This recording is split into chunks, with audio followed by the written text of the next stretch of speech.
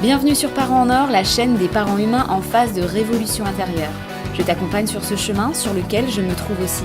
Je partage avec toi mes réflexions, mes prises de conscience et tous les éléments qui me permettent d'éveiller mon esprit et d'éclairer ma parentalité.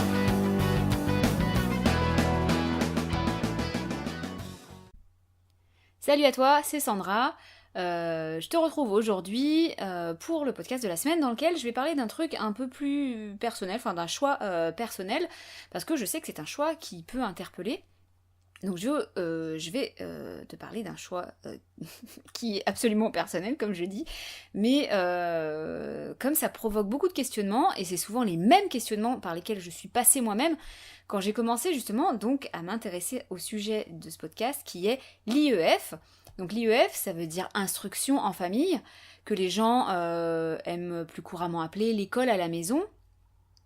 C'est le fait de ne pas scolariser son enfant, de ne pas le mettre à l'école, et donc de l'instruire à la maison. En fait, c'est absolument tout à fait légal en France, parce qu'en France, l'école, c'est pas obligatoire, contrairement à ce qu'on dit ou ce qu'on entend couramment un peu partout, même dans des articles de journaux, on voit souvent, parce qu'il y a une loi qui est en train de passer pour que l'instruction soit obligatoire à partir de 3 ans, parce qu'actuellement elle est obligatoire, l'instruction seulement à partir de 6 ans, mais il y a une loi qui va peut-être passer pour qu'elle soit obligatoire déjà à partir de 3 ans, et dans des articles de journaux, on voit, attention, nouvelle loi, scolarisation obligatoire dès 3 ans, ce n'est pas l'école qui sera obligatoire à 3 ans si cette loi passe, c'est toujours l'instruction, donc on aura toujours le choix d'instruire ses enfants à la maison. Je dis ça parce que il y a eu pas mal d'amalgames et de confusion, même quand je discute avec des gens autour de moi. Donc voilà, j'éclaircis le truc aujourd'hui, aussi ici par le biais de cet épisode de podcast.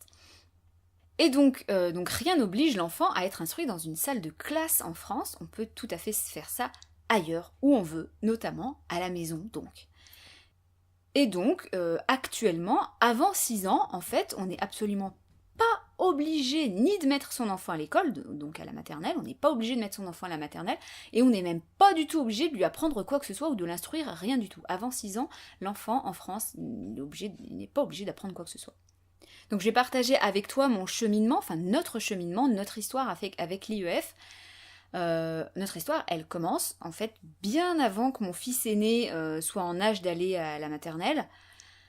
Je sais plus trop où est-ce que j'ai découvert ce que c'était, l'IEF, probablement sur un blog parce que je lis énormément de blogs et surtout à cette époque-là, je lisais encore beaucoup plus de blogs qu'actuellement. Et je me souviens que j'avais été surprise, je m'étais dit ah mais en fait l'école c'est pas obligatoire en fait. Et j'avais trouvé ça dingue et surtout cette idée, elle me plaisait mais puissance 1000. Et du coup mon fils il a grandi, voilà, cette idée elle est restée dans ma tête, elle a trotté un moment, elle a fait son petit chemin tranquillement à l'intérieur de ma tête, tranquillou. Et puis on y était, mon fils il avait 3 ans, la maternelle c'était devant nous là, juste là, et je me souviens que ça avait été un sujet de nombreuses discussions avec mon homme, et un sujet surtout de beaucoup d'angoisse pour moi personnellement. J'étais rebutée en fait à l'idée de le mettre à l'école, mais à ce moment-là, à cette époque-là, je travaillais, mon homme aussi travaillait, et ni lui ni moi ne voulions arrêter de bosser, j'étais bien dans mon travail, j'avais pas du tout envie de m'arrêter et de m'occuper de la scolarité, enfin de mon enfant en fait, à 100%. Donc on avait décidé, à contre-cœur pour moi, de l'inscrire en petite section dans la petite école du village. Et je me souviens très bien que ça m'angoissait. Pourquoi ça m'angoissait ? Parce que, en fait, oui, mon histoire avec l'école, mon histoire personnelle, c'est pas une super histoire d'amour. Ça a été une source de beaucoup de larmes et beaucoup de pleurs et beaucoup d'angoisse et beaucoup d'isolement et beaucoup de trucs pas top, quoi. Ça n'empêche pas que, en fait, je ne suis pas farouchement opposée à l'idée de l'école, en fait, hein.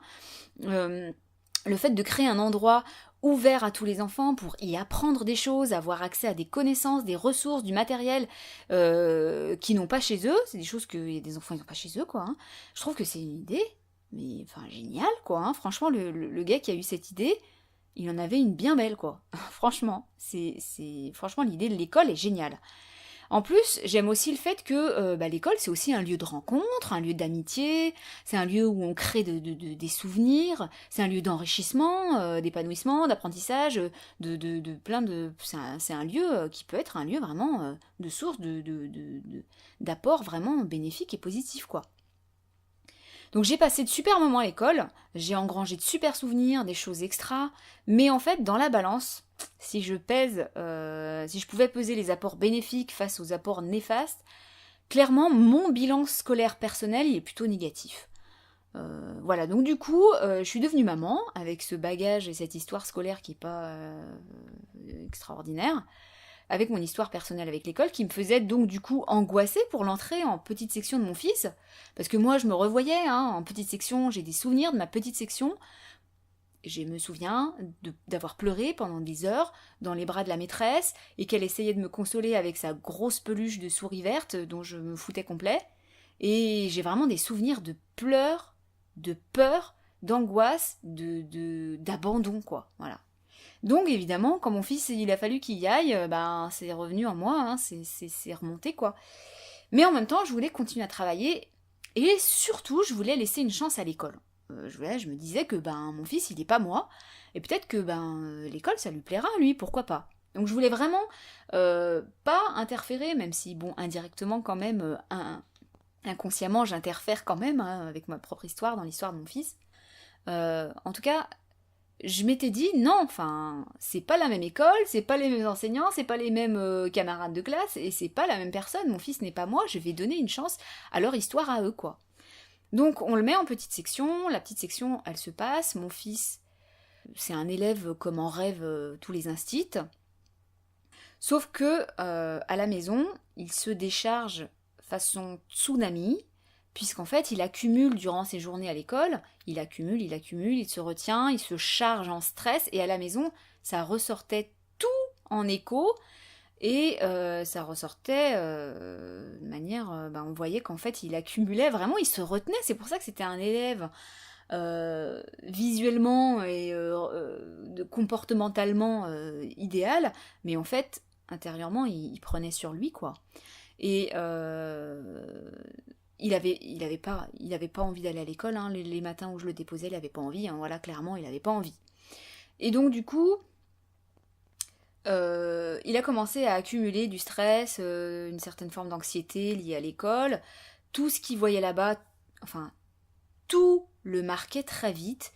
Les mots, les regards, les intonations, les postures des gens qui voyaient là-bas, tout le marquait et il me ressortait tout. Je me souviens de mercredi terriblement difficile pour moi et pour lui. Il me ressortait tout son stress, quoi. Et puis surtout, il me ressortait en écho des phrases, des choses qu'il avait vues là-bas, les enfants punis, la maîtresse qui crie, l'ATSEM qui oblige...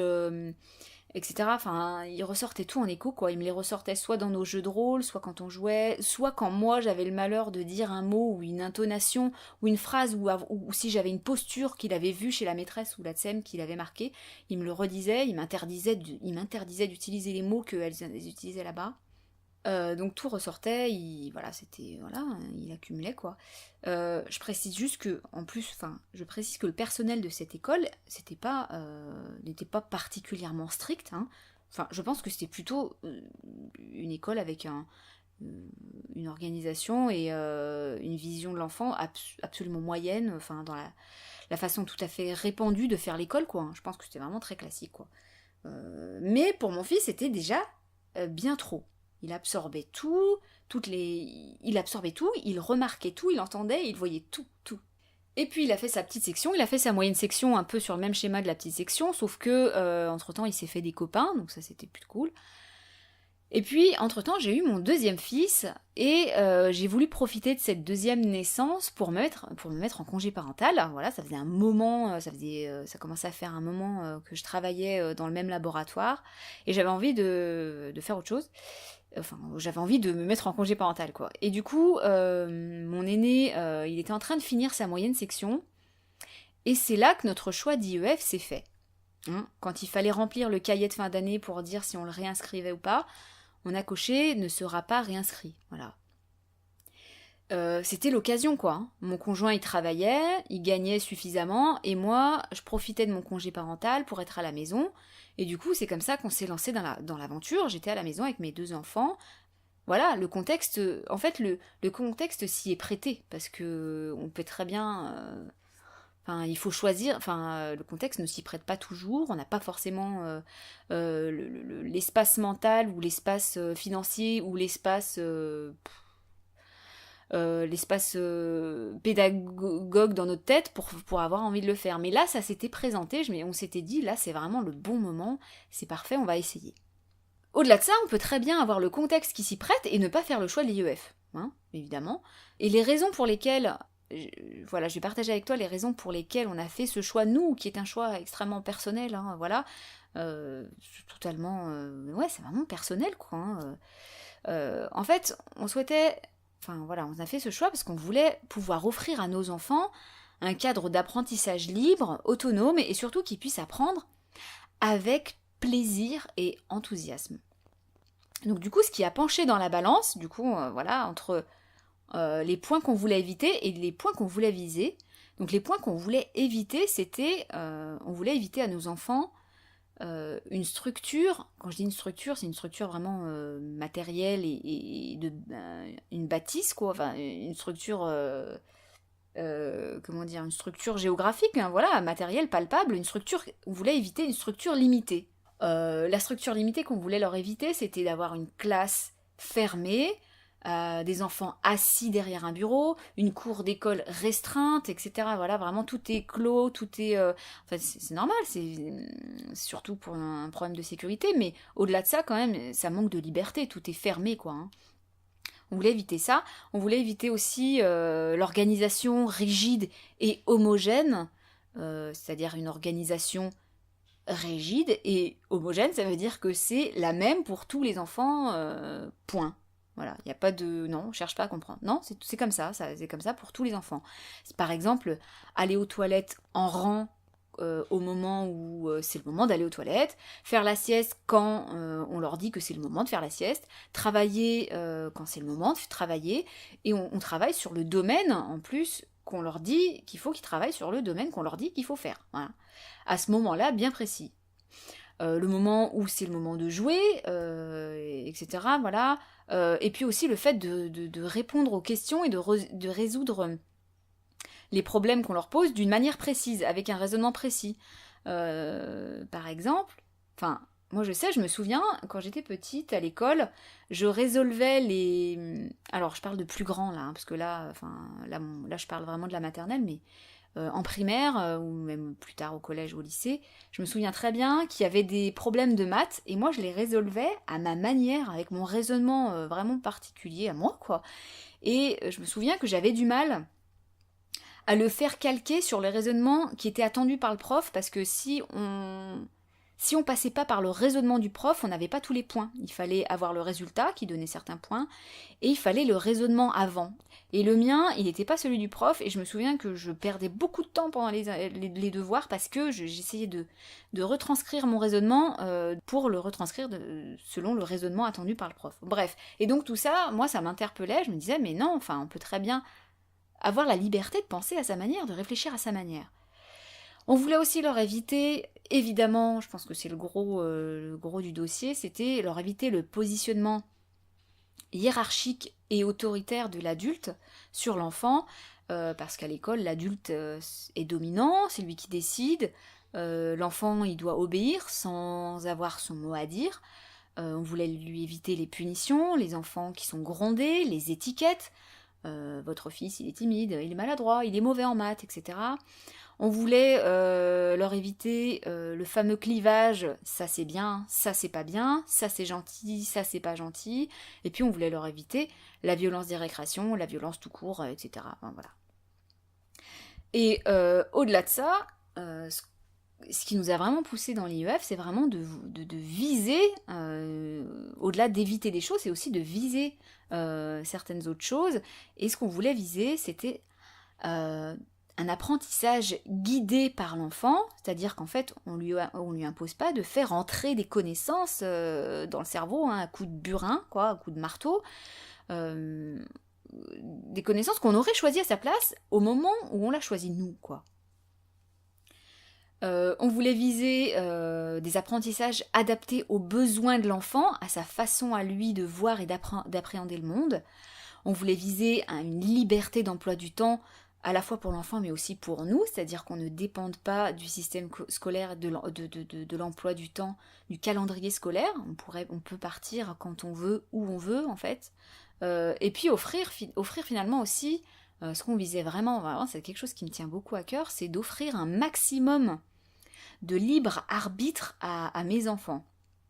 Qu'ils soient le seul juge du monde qui les entoure, et donc que ce soit eux en fait qui choisissent vraiment de façon personnelle ce qu'ils estiment être bien pour eux ou être moins bien pour eux, qu'on soit pas là en fait en train de pointer du doigt, en train de montrer à nos enfants, tiens ça c'est bien, faire ça c'est pas bien. Vraiment, ce que j'essaye de viser le plus pour mes enfants, c'est vraiment qu'ils se fassent leur propre avis, parce qu'il n'y a pas de vérité absolue, il n'y a pas de vérité au-dessus d'une autre, quoi. Voilà, donc j'étais partie aussi de ma propre expérience personnelle à l'école, comme je disais, et en fait j'avais fait le bilan, j'avais calculé combien d'heures j'avais passé assise à écouter un prof, ça faisait autour de 20 000 heures, et je m'étais dit sur ces 20 000 heures d'école que j'ai passées, assise ou debout, ou en tout cas à écouter quelqu'un qui essayait de me faire entrer des connaissances qu'il avait choisies à ma place, enfin plus ou moins, je me suis dit, sur ces 20 000 heures, quel pourcentage je me souviens? Quel pourcentage j'ai vraiment réellement intégré et c'est vraiment devenu des connaissances que j'utilise ou en tout cas qui me sont restées. Et en fait, je me suis dit, mais en fait, ça doit pas passer les 5%, quoi. Vraiment, de toutes ces 20 000 heures environ, plus ou moins, où on a essayé de me forcer à faire rentrer des connaissances dans mon cerveau, je me souviens à peine de 5%, 5, 10%, même pas, 10%, ça me paraît énorme. Je me suis dit, c'est le système, c'est défaillant, enfin ça ne marche pas, ça fonctionne mal. En tout cas, c'est-à-dire que l'enfant qui sort d'une scolarité, il a intégré des choses, il a appris des choses, bien sûr, mais sur la quantité d'heures qu'il y a passé, c'est vachement pas beaucoup. En fait, c'est vachement pas optimal, c'est pas ultra, c'est pas très efficace comme méthode, hein, si on prend vraiment le ratio temps passé, effort passé à essayer de faire entrer des connaissances, et finalement quel pourcentage de connaissances est resté dans la tête de l'enfant. Et en fait, quand j'ai fait le bilan de ce qui restait dans ma tête, c'est clairement, je sais pas si toi c'est pareil, mais probablement, c'est clairement les connaissances que j'ai aimé apprendre. Tout ce que j'ai aimé, je me souviens de certains TD en fac, des TD qui m'ont passionné, je me souviens des éléments que j'ai appris là-bas. Pareil, à l'école, quoi, hein, tout ce dont je me souviens, c'est des choses qui me plaisaient, que j'avais appris avec enthousiasme et envie, en fait. Et je me souviens aussi de tout ce que j'ai appris en dehors de l'école, justement, parce que j'avais choisi d'apprendre, j'étais à fond sur la zoologie, je passais des heures sur des livres sur les animaux et tout, et en fait je me souviens plus de ça que de tous mes cours magistraux et à l'école, quoi. Donc on est parti sur ça en fait pour faire notre décision, et c'est comme ça en fait qu'on est entré là-dedans.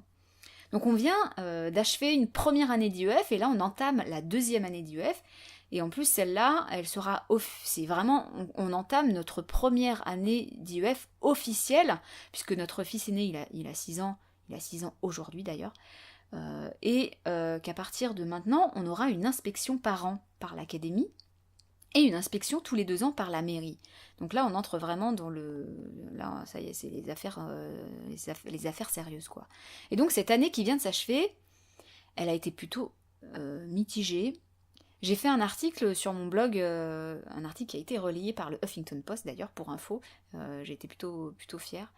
Et je te mettrai le lien en description sur cet article-là où je fais un peu le bilan de cette année. Globalement, les apprentissages, les apprentissages, ça a filé sans problème, sans forçage, rien, donc ça c'est vraiment super cool, c'est vraiment le point hyper positif finalement. Mais surtout, en fait, c'est le fait de vivre H24 avec mes enfants et avec mon conjoint qui nous a rejoints à la maison depuis maintenant presque 1 an. C'est ça, je crois, qui était le plus difficile. avec le fait que mon fils aîné s'ennuie vite, que ce que je lui propose l'intéresse pas toujours, et que du coup j'ai du mal à lui trouver, enfin voilà, à m'adapter à ce qu'il a envie, à ses envies du moment. Et surtout, je crois vraiment que le noyau dur, c'est vraiment de gérer mes deux enfants en même temps. Ils n'ont pas le même âge, et puis même sans parler d'âge, ils n'ont pas les mêmes envies, ils n'ont pas envie de faire la même chose en même temps. Et donc je crois que vraiment le noyau dur, le plus compliqué, ça a été et c'est de gérer mes deux enfants en même temps.